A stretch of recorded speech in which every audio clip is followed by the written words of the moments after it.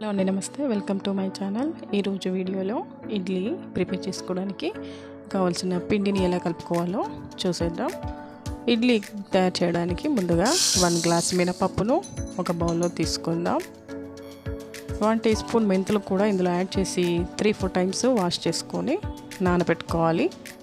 3-4 times శుభ్రంగా wash చేసుకున్న తర్వాత వాటర్ పోసి నానబెట్టుకుందాము. వీటిని ఒక 3-4 అవర్స్ వరకు మనం నానబెట్టుకోవాలి. ఇలా వాటర్ పోసి 3-4 అవర్స్ వరకు దీన్ని మూత పెట్టి ఇలా పక్కన పెట్టుకుందాము. పప్పు చూసినట్లయితే నానిపోయింది. దీన్ని ఇప్పుడు మిక్సీ జార్లోకి ట్రాన్స్ఫర్ చేసుకొని మెత్తగా గ్రైండ్ చేసుకోవాలి. మిక్సీ గ్రైండ్ చేసుకున్నాం. ఇలా మెత్తగా గ్రైండ్ చేసుకోవాలి. ఇలా గ్రైండ్ చేసుకున్న తర్వాత ఒక గిన్నెలోకి దీన్ని ట్రాన్స్ఫర్ చేసుకుందాం. మనం గ్రైండ్ చేసుకున్న పప్పునైతే ఒక గిన్నెలోకి ట్రాన్స్ఫర్ చేసుకున్నాము. 1 గ్లాసు పప్పు అండి ఇది. ఇప్పుడు మనం 1 గ్లాస్ మినపప్పుకు 2 గ్లాసెస్ వరకు ఇలా మార్కెట్లో దొరుకుతాయి కదా ఈ ఇడ్లీ రవ్వని 2 గ్లాసెస్ వరకు ఇందులో యాడ్ చేసుకుందాం.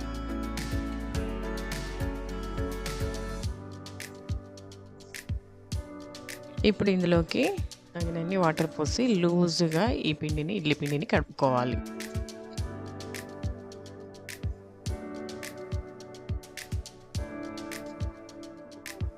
చూపిస్తున్న విధంగా ఇలా లూజ్గా పిండిని కలిపి మూత పెట్టి ఓవర్ నైట్ దీన్ని ఫర్మెంట్ చేసుకోవాలి. ఓవర్ నైట్ పులిసిన తర్వాత నెక్స్ట్ డే మార్నింగ్ ఇడ్లీలు ఈజీగా వేసుకోవచ్చు. ఇప్పుడు మూత పెట్టి ఓవర్ నైట్ దీన్ని ఫర్మెంట్ చేసుకుందాం. ఈరోజు ఒక ప్రోడక్ట్ మీకు చూపిస్తున్నానండి. ఇది నేను ఆన్లైన్లో ఆర్డర్ ఇచ్చాను అమెజాన్లో. సో సెల్లో కంపెనీ. ఇది హాట్ బాక్సెస్ అండి, సెట్ ఆఫ్ 3 అనమాట. ఇందులో 3 సైజెస్ హాట్ బాక్సెస్ మనకు వస్తాయి. ఇది 500 ml బాక్స్. మనకు 1000 ml హాట్ బాక్స్ కూడా వచ్చిందండి. 1500 ml హాట్ బాక్స్ విత్ లిడ్తో వస్తాయి ఈ 3 బాక్సెస్. దీని కాస్ట్ వచ్చేసి 600 మాత్రమే. సో మీకు కూడా నచ్చినట్లయితే నేను వీడియో డిస్క్రిప్షన్లో లింక్ ఇస్తాను. సో ఇవ్వండి మన ప్రోడక్ట్. ఇన్నర్ స్టీల్ అనమాట.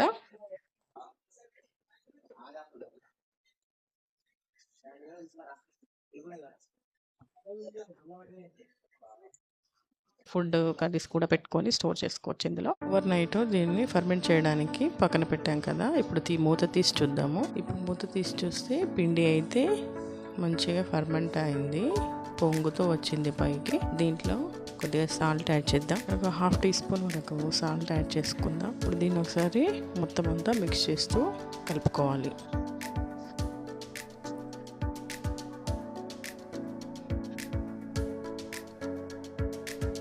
ఇలా కలుపుకున్న తర్వాత మనము ఇడ్లీ పాత్రలో ఇడ్లీలు వేసుకుందాం. ఇప్పుడు ఇడ్లీ పాత్రలో ఒక్కొక్క ఇడ్లీని వేసుకోవాలి.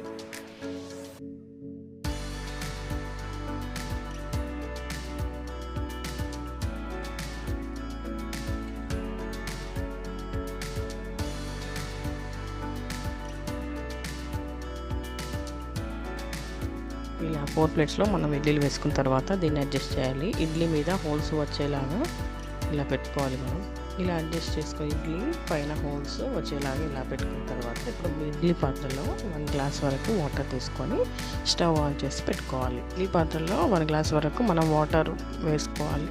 వాటర్ పోసుకున్న తర్వాత ఇలా మనం ఇడ్లీ ప్లేట్లో పెట్టుకున్న ఇడ్లీ అంతా కూడా ఈ గిన్నెలోకి ట్రాన్స్ఫర్ చేసుకొని మూత పెట్టి స్టవ్ ఆన్ చేసుకోవాలి. ఇప్పుడు స్టవ్ ఆన్ చేసి ఇడ్లీ పాత్రను పెట్టి మనం మీడియం ఫ్లేమ్లోనే వీటిని కుక్ చేసుకోవాలి. ఇడ్లీలో అయ్యేంతలోపు మనం స్టవ్ మీద ప్యాన్ పెట్టుకొని 1 టేబుల్ స్పూన్ ఆయిల్ వేసి హీట్ చేసుకోవాలి.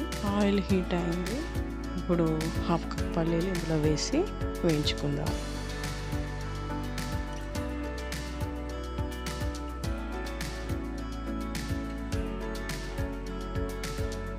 పల్లీలను దూరంగా వేయించుకోవాలి.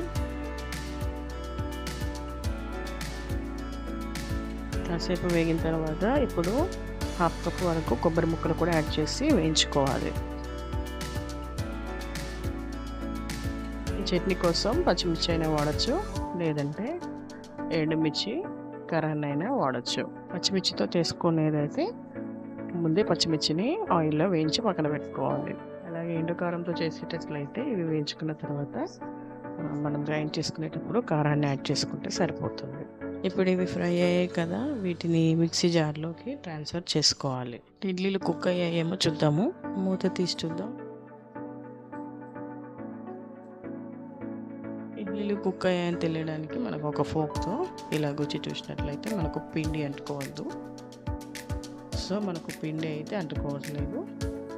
ఫింగర్తో కూడా ఇలా ప్రెస్ చేయొచ్చు, పిండి అంటుకోవట్లేదు కదా. ఇప్పుడు ఇడ్లీలు చక్కగా కుక్ అయ్యాయి. స్టవ్ ఆఫ్ చేసేసుకొని ప్లేట్లోకి ట్రాన్స్ఫర్ చేసుకుందాం. మనం చట్నీ కోసం వేయించుకున్న పల్లీలు, కొబ్బరి మిక్సీ జార్లో పెట్టుకున్నాం. ఇవి కంప్లీట్గా కూల్ అయిన తర్వాత వీటిలో కారాన్ని, ఉప్పుని యాడ్ చేసుకొని గ్రైండ్ చేసుకోవాలి. ఇందులో 1/2 టీ స్పూన్ వరకు కారాన్ని యాడ్ చేసుకుందాం. అలాగే 1/2 టీ స్పూన్ వరకు ఉప్పును కూడా యాడ్ చేసుకొని మెత్తగా గ్రైండ్ చేసుకోవాలి. ఇప్పుడు మూతను పెట్టి దీన్ని మెత్తగా గ్రైండ్ చేసుకుందాం. ఒక 100 ml వరకు వాటర్ కూడా యాడ్ చేసి మెత్తగా పేస్ట్లా గ్రైండ్ చేసుకుందాం. ఇలా చూపించిన విధంగా మెత్తగా గ్రైండ్ చేసి పెట్టుకుందాం. ఇప్పుడు పచ్చడి కోసం తాలింపు వేసుకోవాలి. ఇప్పుడు చట్నీ తాలింపు కోసం స్టవ్ మీద అదే కడాయి పెట్టి 1/2 టేబుల్ స్పూన్ ఆయిల్ వేసి హీట్ చేసుకుందాం. ఇప్పుడు పోపు దినుసులు వేసుకుందాం. ఆయిల్ హీట్ అయింది కదా, 1/2 టీ స్పూన్ వరకు ఆవాలు వేసి వేయించుకుందాం. అలాగే 1/2 టీ స్పూన్ వరకు జీరా యాడ్ చేసుకోవాలి. ఇవి వేగిన తర్వాత కరివేపాకు యాడ్ చేసుకుందాం. ఇలా తాలింపు కోసం కొద్దిగా కరివేపాకుని యాడ్ చేద్దాం.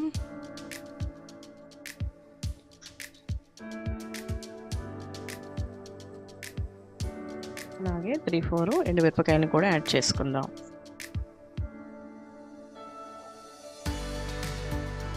ఇవన్నీ వేగిపోయాయి కదా, అంటే పచ్చడి తాలింపు రెడీ అయింది. దీన్ని ఇప్పుడు చట్నీలోకి ట్రాన్స్ఫర్ చేసుకుందాం. సో చట్నీ ఒక బౌల్లోకి ట్రాన్స్ఫర్ చేసుకుందాం. దీనిలోకి తాలింపుని యాడ్ చేసుకుందాం. మీకు చట్నీ లూజ్గా కావాలంటే కొన్ని వాటర్ యాడ్ చేయండి, లేదంటే మిక్సీలో గ్రైండ్ చేసుకున్నాం కదా థిక్ పేస్ట్లోనే మనం తాలింపుని యాడ్ చేసుకుంటే పచ్చడి రెడీ అవుతుంది.